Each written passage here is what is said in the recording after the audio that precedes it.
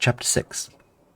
Charleston House, London, England, May 20th, 1889. Easton kicked open the door to Sherwood's lab. A simple light push would have sufficed, considering the door was already open, but they enjoyed the dramatic flair of forcefully kicking it, letting it swing violently and slam into the wall on the other side of its hinges. The impact of the door against the wall made Sherbet jump, almost dropping the small glass container filled with the strange purple mold which had just arrived in the mail a few days earlier. "What the hell are you— Copper sulfate!" Easton beamed, sprinting across the room to a repurposed bookshelf, which was filled with various bottles and beakers. They rummaged around for a moment before grabbing a bottle of bright blue liquid. Sherbet blinked away a drop of blood pooling in the corner of their eye, staring confused at their assistant. What? "It needs copper sulfate," Easton stated, staring blankly at their employer as if this was the most obvious statement in the world. After a moment of this uneasy eye contact, they proceeded to dash back out of the room, leaving Sherbet with no choice but to follow them down the stairs of Charleston House, leaving their own experiment on the counter. Sherbet jogged after their sprinting assistant, swinging off the elegant wooden banisters as they raced towards the basement. By the time they reached the lowest level of the townhouse, Easton had already equipped themselves with a set of goggles and heavy-duty gloves. "Here, put these on." Easton tossed their mentor a second pair of goggles. "I don't want your eyes to start bleeding any more than they already are if this explodes." Explodes? Sherbet hastily slipped on the goggles, already feeling the droplets of blood beginning to pool inside one of the lenses. "Easton, what are you— You can't blow this thing up. It's— Easton held up a gloved finger, silencing the other scientist. "I'm not going to blow it up. I hope. I don't plan to, at least. Demolition was always more a speciality of yours, anyway. Don't worry." Easton poured a portion of the vivid blue copper sulfate into a small cylindrical flask. Holding it gingerly, they walked over to a towering, almost skeletal metallic husk, propped against the wall on a series of cobbled-together supports. The large chest cavity of the rusted figure was peeled open, sheets of metal left discarded on the floor to reveal a series of indecipherable inner clockwork components. Carefully, Easton placed the flask within the chest cavity, suspended from a series of thin metal wires which shone in the dim light of the basement, modern steel glinting against a backdrop of aged brass. "I had to replace the supports. That's why the insides didn't make any sense," Easton explained, kneeling on a grease-stained cushion in front of the humanoid contraption. "My best guess is that a vast majority of the inner components were crafted from wood, and they rotted away over time, which is why it seemed so empty and nonsensical. Hand me those matches over there." They gestured blindly towards a makeshift workbench, littered with steel scraps and metal working equipment. Sherbet swiped them off the counter and handed them to their assistant. Easton lit the match, took a deep breath, and gently moved the flame closer to the flask. "Here we go." The two scientists fell silent as the open flame moved closer to the chemicals, filling the hollow metal chest of the machine with dancing shadows. There was a slight whoosh as the copper sulfate lit within the flask. Nothing happened.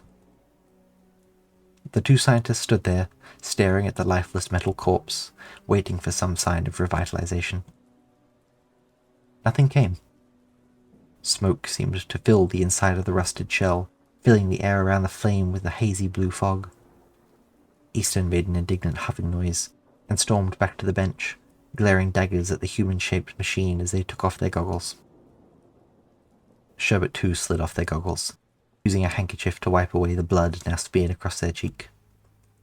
They rocked back and forth on their feet for a moment before clearing their throat. "Well, nice try at least. It was a good theory, I suppose. However, I'm sorry, Easton. I'm going back upstairs. Perhaps next time it might—" There was a ghastly, grinding noise, the sound of wrenching gears and crushing bones, the gnashing of a multitude of rusted, ancient teeth. Two sets of eyes, one uniform green, the other heterochromatic brown and blue, watched the automaton in silence. The frame shuddered violently as its rusted joints fought desperately against movement, clawing at immobility before it fell from the supports and landed face first on the concrete floor with a deafening crash. Easton swore loudly, jumping back and sitting on the desk to move away from the device. Sherbet staggered backwards out the door, grabbing the wooden frame to stop themselves from falling over. Shit, I'll go get the chemical spill kit. God, why does this keep happening? It's so No chemical spill has occurred. Sherbet fell silent. They turned back around, confused. Easton, did you just... No chemical spill has occurred, the voice repeated. The hollow words echoed in the basement's confined walls. The sentence was stunted and slow. It was the cadence of someone dazed after a head collision, or perhaps of someone unfamiliar with speaking English. There was an unsurety, or perhaps simply a notably conscious effort to piece words together in the correct order. Each syllable was laced with an electric crackle and a tinny ring, like the reverberating sound of a ringing bell or a struck gong. It was almost ghostly in its presence, each word hanging in the air and seeming to suck the warmth of the room away with it. Did it just... Easton stood up from the desk and inched towards Sherbet in the doorway, their body pressed against the wall to put as much space between themselves and the metal being as possible. Language recognized as English. Region, presumably Britannia. Date is... corrupted. The voice continued rambling, echoing from the machine which still lay face down and motionless on the cold floor. The more it spoke, the more its words seemed to flow together easily, albeit robbed of any real inflection. Movement functions are damaged. Cranial cavity is intact. Chest cavity is... compromised. Now as it continued to speak, the metal man shifted. Gears scraped and churned beneath the rusted frame of the machine, exposed pistons in its limbs shifting in artificial replication of muscles and bones. The mechanical man pushed itself up off the ground, spindly and scissor-like fingers splayed on the floor as it stood. The figure was hunched over, metal bending and buckling at the waist as if its frame could barely support the full weight of its upper body. "Oh my god," Sherbet breathed. "Holy shit, Hello?" The automaton's head snapped towards Sherbet and Easton. Quite literally, in fact.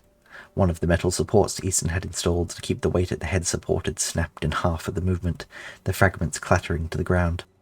This individual is... not recognized. My memory appears to be The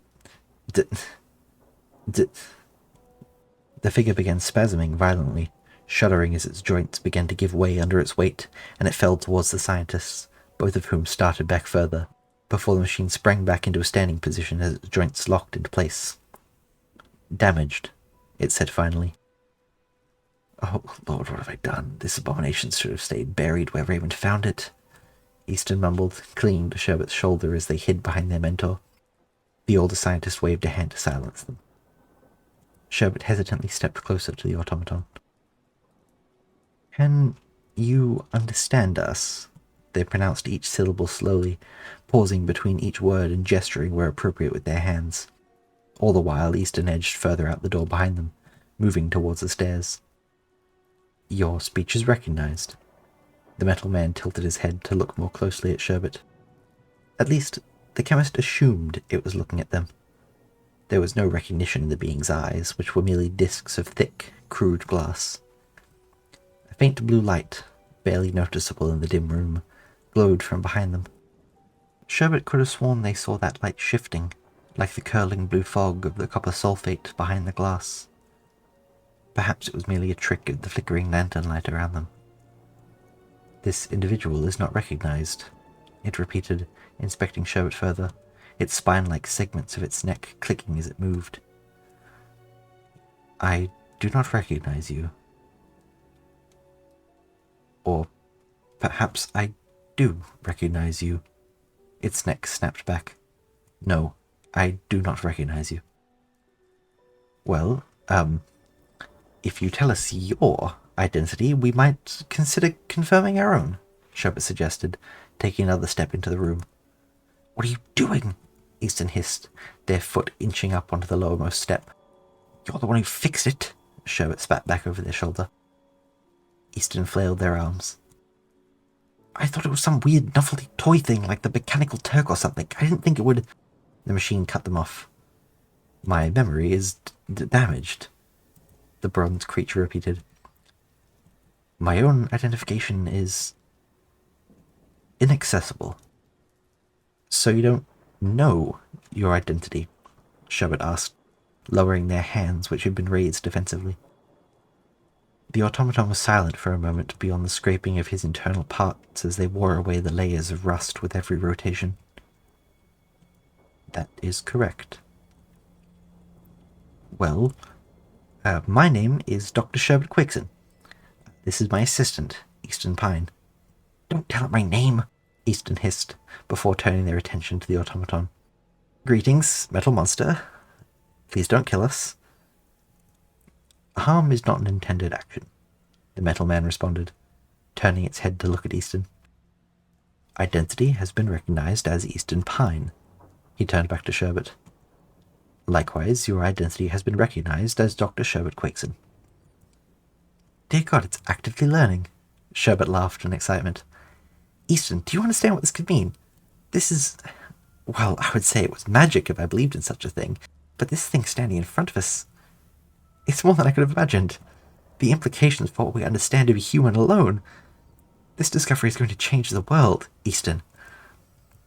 As long as I get credit for it, Sherbet.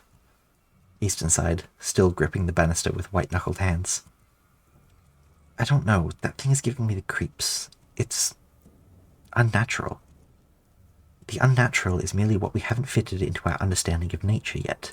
Sherbet still seemed transfixed on the machine, ignoring the blood dripping down the side of their cheek to stare at it. What should we call you? They asked once again, slowing their speech as if it would help the automaton understand. If you don't know your name.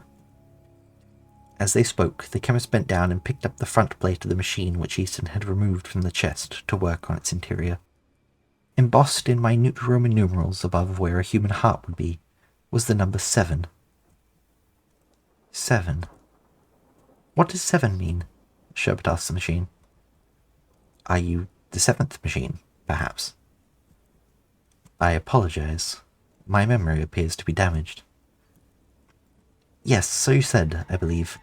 Sherbet nodded. Well, perhaps we can find a way to fix that at some point, if that's possible. They looked back at Easton, who gave them a very unconfident look. But for now, at least, I think perhaps 7 is a fitting name. Don't you think? Doesn't seem like a 7 to me personally. More of a 6, I'd say, Easton grumbled, attempting to force some humour. Sherbet ignored them. Would you like me to consider 7 as the name with which I will be referred until otherwise specified? The machine asked. Yes, Sherbet confirmed. Yes, I suppose so. 7 it is. 7 it is. 7 nodded slowly, its voice distorting into an uncanny metallic imitation of Sherbet's. Doctor, Easton swallowed, taking a hesitant step back towards the room. If I could make a suggestion concerning all of the implications of humanity and such. Sherbet mumbled distractedly, looking over their shoulder. Perhaps we shouldn't reveal this thing. 7, Sherbet corrected them. Easton sighed. Of course, if you insist. Perhaps we shouldn't reveal 7 to anyone else. At least until we figure out how he works. We don't want anyone finding a way to replicate him before we do, or worse, steal and dismantle him for parts. I can confirm that dismantling would be undesirable. The machine, 7, said in his stilted tone. He flexed his skeletal fingers in front of his blank eyes, mechanical knuckles clicking. It was as if he was familiarizing himself with his own body, as if he had never seen it before, never been made truly aware of it. Yes, Sherbet nodded. Yes, perhaps that is... Perhaps you're right. That would be wise. I think that... Before Sherbet could finish, there was a knock at the door above them in the hall, making both of them jump as the sound echoed down the stairs. Was David supposed to be delivering anything this evening? Easton asked in a hushed, conspiratorial tone. No. Sherbet narrowed their eyes at the ceiling above them. Although if it is him, I suppose I can ask him about that substance Jamie sent us. And if he's had any luck growing it. It is strange, that mold. They looked back at Seven, and then took a cautious step towards the door. Then again, I suppose this is too, isn't it? I bet it's Charleston. God, it would be so like him to turn up unannounced like this to see what's happening. It's so inconvenient. The scientist turned back to their assistant and Seven, who was still taking stock of his surroundings. Make sure they stay down here. Easton looked slightly terrified by the suggestion. You think I could stop him if he tried to leave? I don't know, just... Seven, please stay there. Task accepted as instructed. I shall remain here. Seven stood up straight. Or as straight as he could, seeing some of his joints had rusted together at odd angles. Interesting, Sherbet muttered as they jogged up the stairs, wiping the blood away from their eye with a handkerchief before opening the door. Hello? They forced a businesslike smile, and found themselves met with nothing. Letter for Dr. Quakeson? A small voice squeaked. Sherbet looked down to see a small child, dressed in grubby clothes and staring up at them with a dirt-smeared face. The child held out a slightly crinkled and smudged envelope. Oh, yes, of course. I am Dr. Quakeson. They rummaged around in their pockets and found a coin to pay the child, who quickly scampered off with a mumbled, "Much obliged," as Sherbet closed the door. Who was it? Easton called from the basement after hearing the door close. Sherbet inspected the letter. Munich. Why on God's earth were they receiving a letter from Munich? It could have been Ray, perhaps, but surely it was too early for them to be returned from Greece. Besides, the handwriting was far too neat for the historian's hand to have penned. Just some mail, they responded finally in a rather flat tone, moving back down the stairs. They walked straight past Seven, still standing in his awkward, rigid position, and fetched a screwdriver from Easton's desk. Sherbet used it to split open the envelope, slipping it out and unfolding it, scanning the words quickly. A drop of blood fell onto the edge of the page as they took the time to read over it again. And again. It's from no sibling, they said quietly. To you? From Jamie? Easton asked, puzzled, watching as their employer's face grew paler. To the entire Fable Society, Sherbet said quietly. From Jamie and Athena.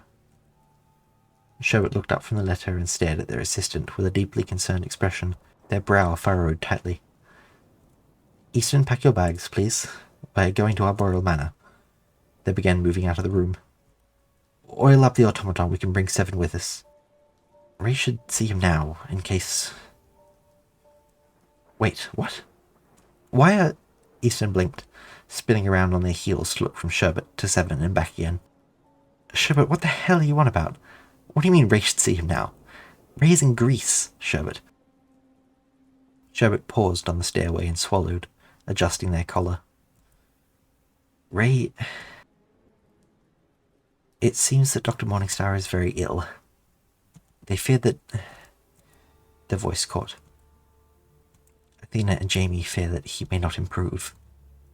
They're bringing him home before he... In case Ray... Sherbet cleared their throat. Come now, we have to leave as soon as possible. And with that, they disappeared up the stairs, leaving Easton alone with the machine.